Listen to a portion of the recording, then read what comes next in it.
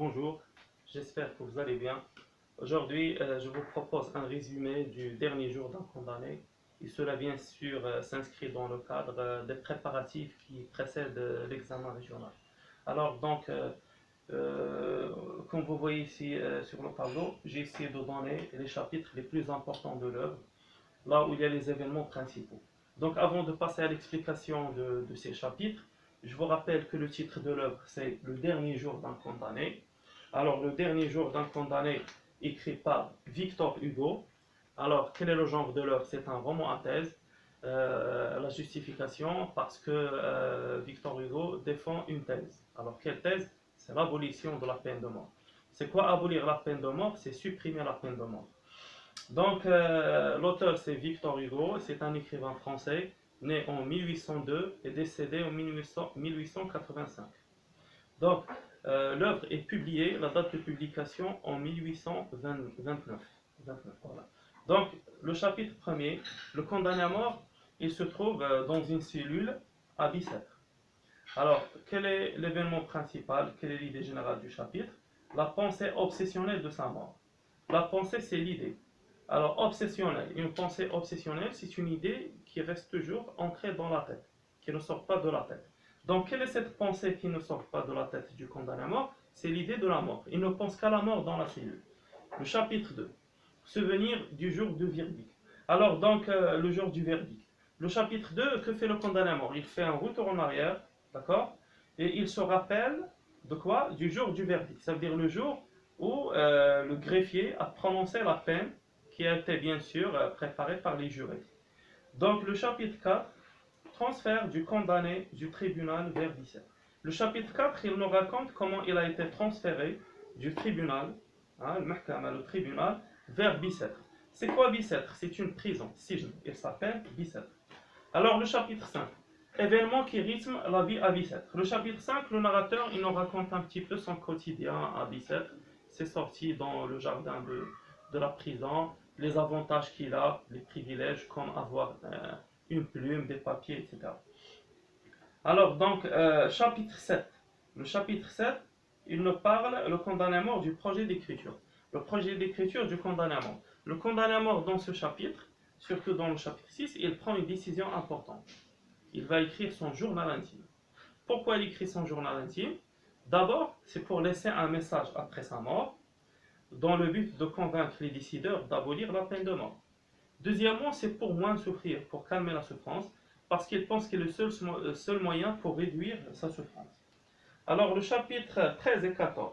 Alors, ferment des forçats. Le condamné à mort, la prison où il se trouve en même temps des forçats. C'est quoi des forçats?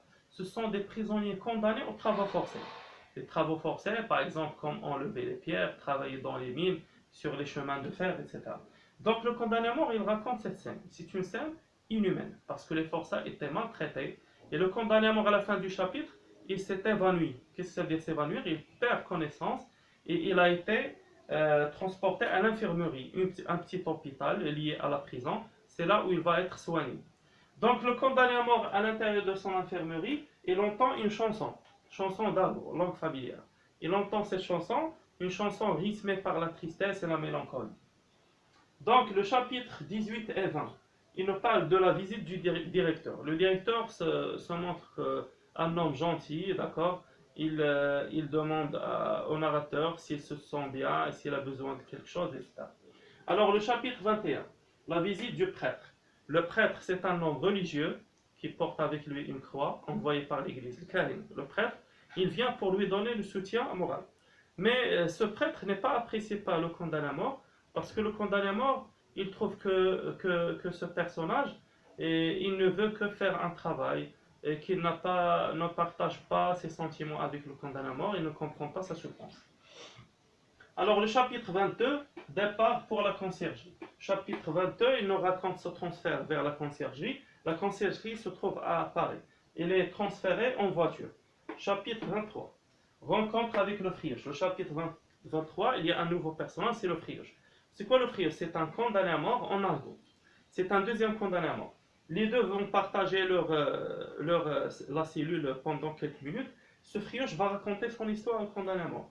C'est une histoire qui montre en fait la souffrance d'un orphelin qui devient un criminel parce que la société ne l'a pas protégé et ne lui a pas donné la chance d'être intégré. D'accord? Et même lorsqu'il veut devenir un honnête homme, la société le refuse à cause de son passé de bagnard, de forçat et de prisonnier. Donc ce friurge va lui aussi être condamné, il est lui aussi condamné à mort bien sûr. Chapitre 26. Message adressé à Marie. Donc le condamné à mort s'adresse à sa fille Marie. Lui, il pense que sa fille est une victime bien sûr de la peine de mort. Alors chapitre 23. Souvenirs d'enfance. Le chapitre 23, le condamné à mort trouve des souvenirs, des créas, souvenirs d'enfance avec Pepa, une fille espagnole. C'est son premier amour pendant l'adolescence. Chapitre 43, visite de Marie. Alors, qui est Marie? Marie, c'est la fille du condamné à mort. C'est une fille âgée de 3 ans. Le condamné à mort, il nous fait son portrait physique. Son portrait physique est très valorisant. Elle est belle, rose, etc. et blonde. Donc, finalement, le condamné à mort, il a été choqué à cause de cette visite parce que sa fille ne le reconnaît pas. Au lieu de lui dire mon papa, il lui dit monsieur. Pourquoi? Parce qu'il croit que son père est mort. Et en plus, ça fait 1 an qu'il n'a pas vu son père. Et son père, il a changé physiquement à cause de ses habits de prisonnier, avec la barbe, etc. Donc, le chapitre 48. Chapitre 48, le condamné à mort, il se trouve dans ce chapitre à l'hôtel de ville. L'hôtel de ville, elle est près de la place de grève. C'est la place de l'exécution. On lui fait sa toilette. Qu'est-ce que ça veut dire la toilette du condamné? La toilette du condamné, on lui coupe les cheveux avec des ciseaux, on lui coupe le col de la chemise. Bien après sa toilette, le condamné à mort, bien sûr, il a peur, il pense à la foule qui l'attend, avec ses cris viennent, le condamné à mort, il a l'angoisse, etc. Mais qu'en même temps, il a un petit espoir. Quel espoir? C'est la grâce, l'afou. Il pense que la grâce peut venir à la dernière seconde. Donc le condamné à mort, il nous décrit après le trajet vers la place de grève. Donc le condamné à mort, il est très terrorisé, il a peur parce qu'il voit la foule qui est contente de voir le sang, etc. Le condamné à mort au chapitre 49, il est exécuté. Après quoi? Après qu'il a demandé la grâce. C'est quoi la grâce? C'est demander d'être pardonné. Donc la grâce n'arrive pas. Le condamné à mort, il est exécuté après une demande de grâce. À quelle heure? À 4 heures du matin, laissant après cela un message très fort aux décideurs pour les convaincre d'abolir la peine de mort. Alors j'espère que vous avez bien compris ce résumé. Si vous avez des questions, des remarques, vous pouvez les laisser avec les commentaires. Si vous avez aimé la vidéo, partagez, abonnez-vous, merci à vous et à la prochaine fois. Au revoir.